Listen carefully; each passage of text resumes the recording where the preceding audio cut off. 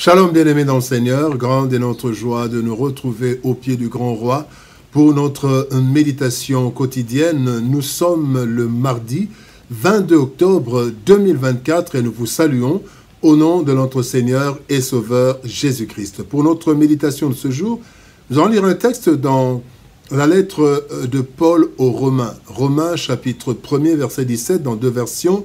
Dans lui second il est écrit « Parce qu'en lui est révélée la justice de Dieu par la foi et pour la foi, selon qu'il est écrit, le juste vivra par la foi. » Bible français courant, il est dit, en effet, la bonne nouvelle révèle comment Dieu rend les humains justes devant lui. C'est par la foi seule, du commencement à la fin. Comme l'affirme l'Écriture, celui qui est juste par la foi vivra.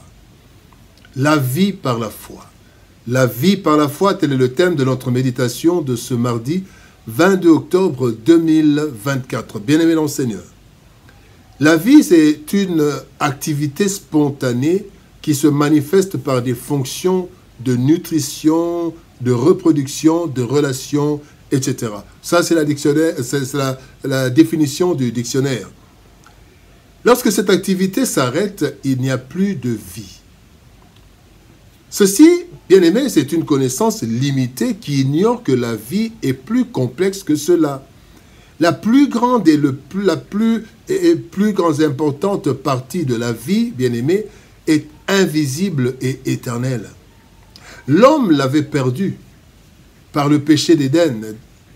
Et voilà pourquoi il est écrit dans 1 Jean chapitre 5 verset 12, « Celui qui n'a pas le Fils n'a pas la vie. » Donc, on peut vivre sans avoir la vie. Le texte de ce jour nous montre comment Dieu a mis à notre disposition la vie. Comment nous pouvons la saisir et comment nous pouvons la vivre et ou en jouir.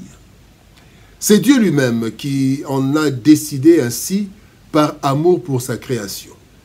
Il est impossible à l'homme bien-aimé lui-même de se rendre juste et de bénéficier à nouveau de la vie, la vraie vie.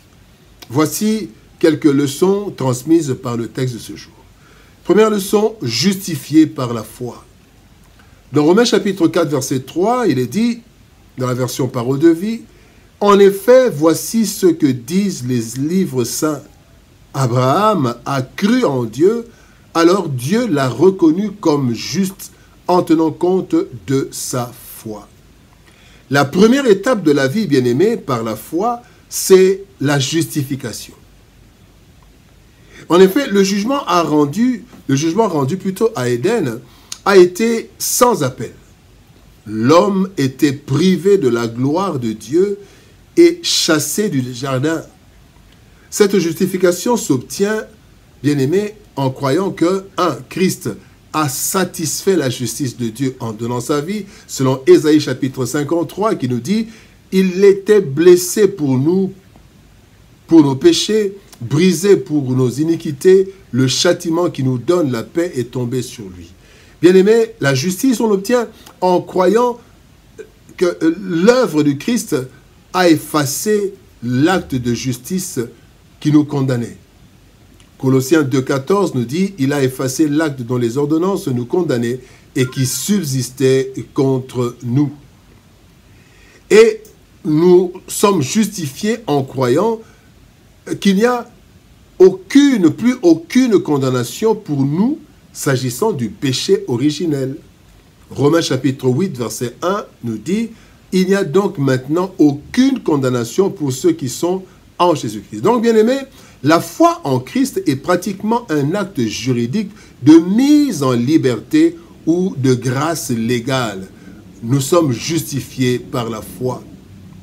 Deuxième étape, c'est que nous sommes sauvés par la foi. Marc 16, 16 nous dit « Celui qui croira et qui sera baptisé sera sauvé, mais celui qui ne croira pas sera condamné. » Puisque la foi nous a justifiés, bien-aimés, elle nous donne accès au salut. Car nous pouvons être libérés, mais mourir à la porte de la prison.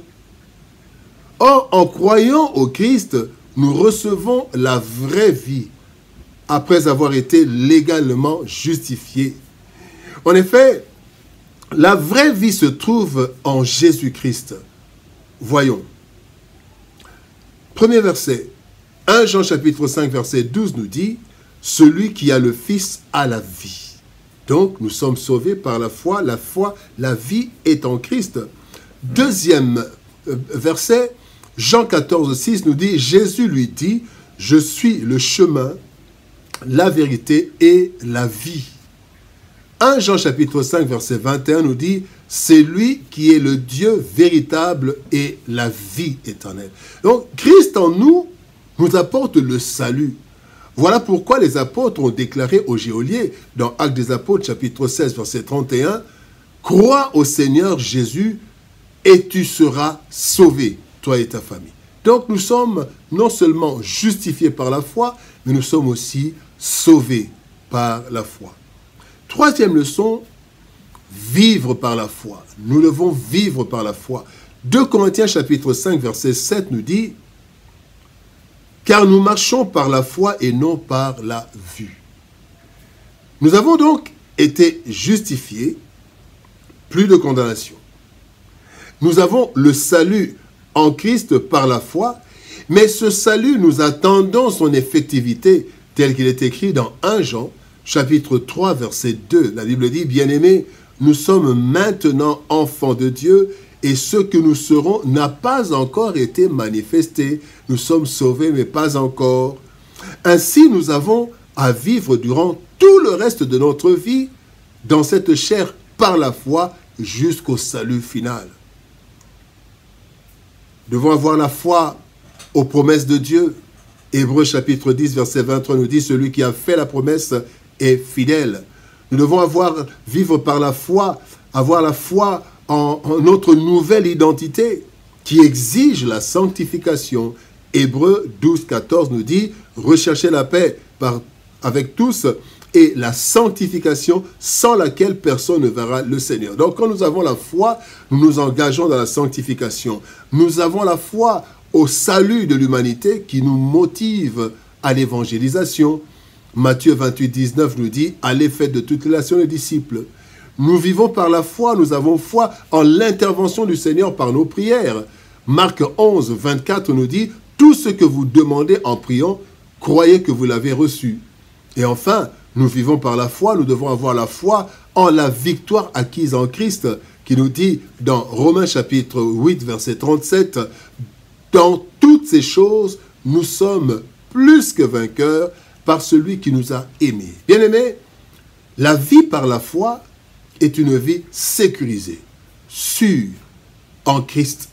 Donc, nous vivons par la foi, en croyant aux promesses, en croyant au salut de l'humanité, en croyant à l'intervention de Dieu, en croyant à la victoire que nous avons en Jésus. Vivre par la foi, ou la vie par la foi. Plusieurs marchent sur cette terre, bien-aimés, y vivent sans savoir qu'en réalité, ils ne sont pas en vie, puisque l'homme a perdu cette vie depuis la chute du Jardin d'Éden. La vraie vie est spirituelle et éternelle en Dieu. Pourtant, il est écrit dans Romains chapitre 3, verset 23, « Car tous ont péché et sont privés de la gloire de Dieu. Cependant, dans son amour bien-aimé, l'Éternel a envoyé son Fils pour rendre justice et prendre sur lui nos péchés. Ainsi, il nous a justifiés. Mais nous obtenons cette justification en croyant en celui qui a payé le prix, de sorte que notre foi en Christ nous rend justes par Christ devant Dieu, qui nous rend la vie en Jésus-Christ, la vraie vie par la foi. Prions. Père de gloire, nous te bénissons et te rendons grâce parce que tu nous as justifiés, tu nous as sauvés et tu nous fais vivre. Seigneur, tu as fait l'essentiel. Et tout ce que nous demandons, c'est la foi. Que nous puissions tout simplement croire. Et en croyant, nous sommes justifiés. En croyant en Jésus, nous avons le salut. Et cela nous pousse à vivre par la foi. Seigneur, aide-nous. Aide-nous, Seigneur de gloire, à vivre par la foi. Car, Seigneur éternel, c'est par la foi que nous avons été sauvés. C'est par la foi que nous avons été justifiés. Et c'est par la foi que nous vivons chaque jour. Car nous ne connaissons pas, nous ne savons pas le lendemain. Nous ne voyons rien, Seigneur de gloire, derrière nos murs. mais nous avons la foi que nous sommes plus que vainqueurs par le Seigneur Jésus-Christ qui nous fortifie. Bénis ta parole éternelle et bénis ton peuple au nom de Jésus-Christ. Nous avons ainsi prié, Père. Amen. Bien-aimés dans le Seigneur, que Dieu nous bénisse. Shalom, au revoir et par la grâce de Dieu, nous nous retrouvons demain pour une nouvelle méditation au pied du grand roi. Que Dieu nous bénisse. Shalom, au revoir et à demain.